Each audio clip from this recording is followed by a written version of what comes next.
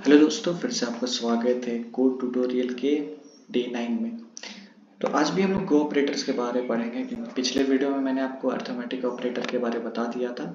तो आज हम लोग पढ़ेंगे उसके आगे वाले ऑपरेटर्स के बारे में। ओके, तो हम लोग 4 ऑपरेटर्स के बारे में देखे थे, अर्थमेटिक, असाइनमेंट, रिलेशनल और लॉजिकल। ओके, तो आज हम लोग असाइनमेंट और रिलेशनल और लॉजिकल तीनों को देख लेते हैं। ओके, तो मैं एक बार रिवीजन करा देता हूँ आपको कि ऑपरेटर्स होता क्या है। Okay, in programming, an operator is a symbol that performs operation on a value or a variable. Okay, operator क्या होता है? एक सिंबल होता है जिसका परफॉर्म हम लोग कोई भी वेरिएबल या वैल्यूज में ऑपरेशंस करने के लिए यूज करते हैं। मान लीजिए मैं दो वेरिएबल डिक्लेयर किया, उसमें दोनों इंटीजर डेटा दिया।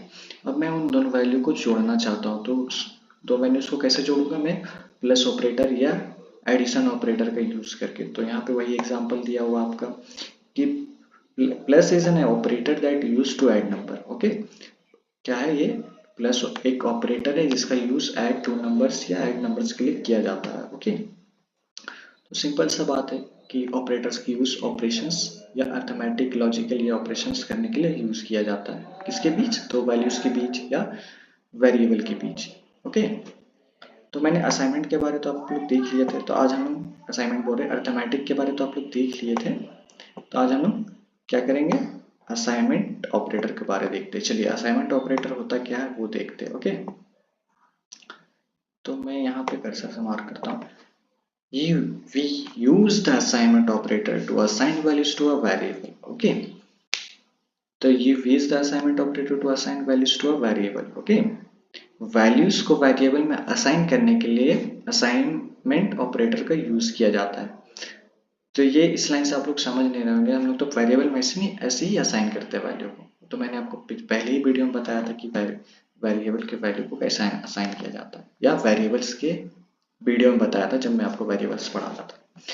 तो यहाँ पे एग्जांपल से समझिए आप लोग। ठीक है, मैं आपको पहले समझा देता हूँ कि देखिए, जब हम लोग एक वेरिएबल में वैल्यू स्टोर करते हैं, ठीक है, तो उसमें स्टोर हो जाता है वो जो भी डेटा रहता है, इंटीजर डेटा, स्ट्रिंग डेटा, जो भी डेटा रहता है वो एक वेरिएबल मैंने स्टोर कर दिया। ओके, लेकिन मुझे क्या करना है? अब मैं दूसरा वेरिएबल एक बनाऊंगा, उसमें उस वेरिएबल के वैल्यू को स्टोर करूंगा। ओके, जैसे मैंने एक वेरिएबल बनाया ए, ठीक है, जिसमें मैंने 12 असाइन किया।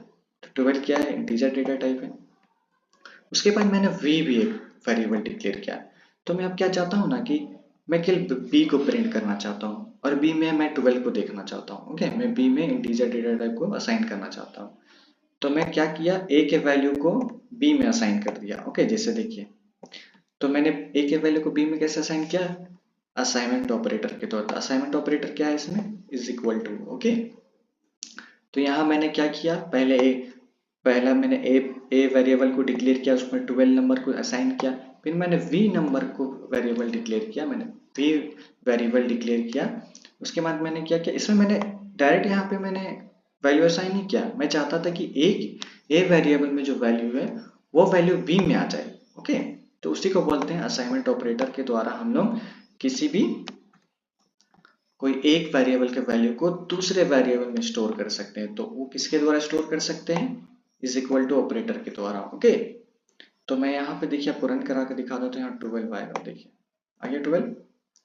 चलिए, आपको समझ में आ गया होगा। बस इतना समझिए ना कि एक वेरिएबल के वैल्यू को दूसरे वेरिएबल के वैल्यू में असाइन करना होता है, बस इतना समझिए। ओके, चलिए आगे हम लोग देखते हैं रिलेशनल ऑपरेटर के बारे में। ओके, तो we use the relational operator to compare two values or variables।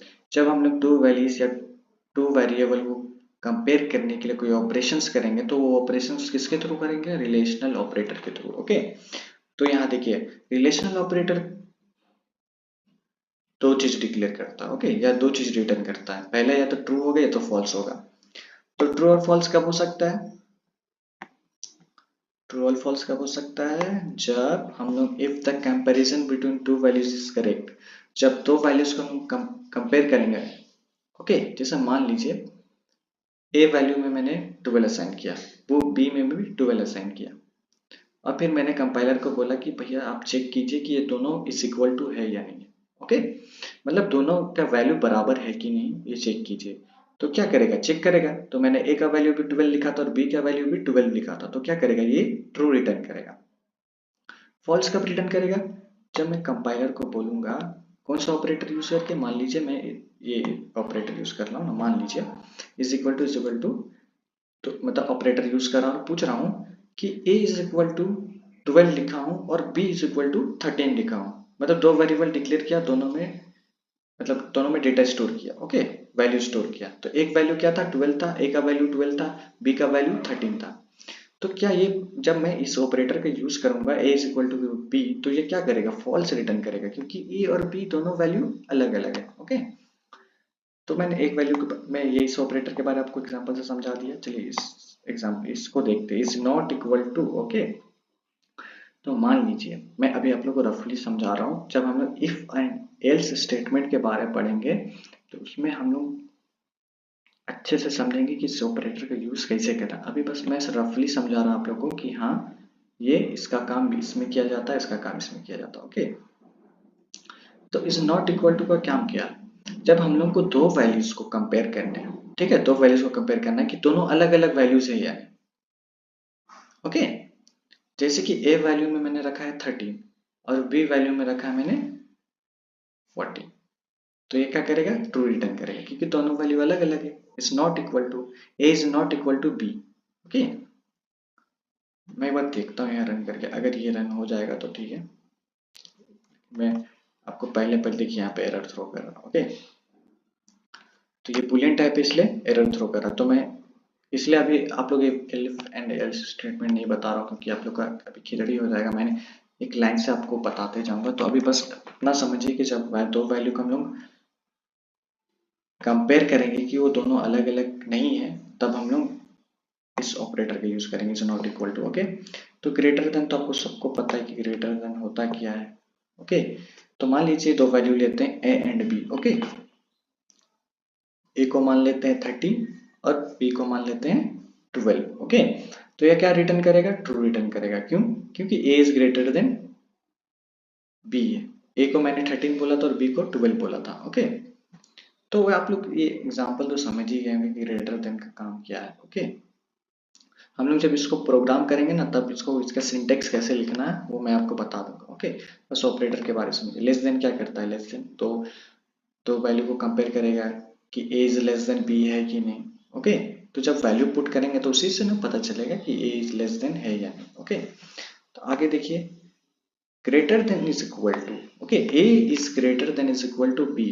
मान लीजिए ए में मैंने 10 असाइन किया और बी में भी 10 असाइन किया, तो भी ए ही बड़ा होगा, ओके। अगर बी में 11 कर देता हूँ तो वो फॉल्स रिटर्न करेगा, लेकिन मैं A is greater than equal to करता हूँ बी, तो अगर ए का वैल्यू भी 10 है और बी का वैल्यू भी 10 है तो ए ही को बड़ा माना जाएगा, ओके।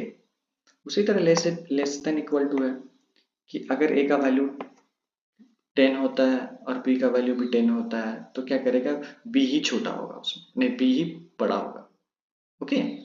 ए छोटा होगा।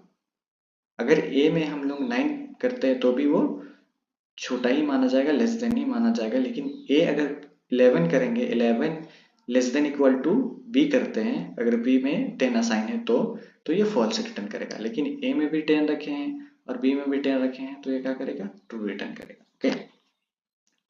तो इस सब के बारे में हम और डिटेल से समझेंगे, ओके।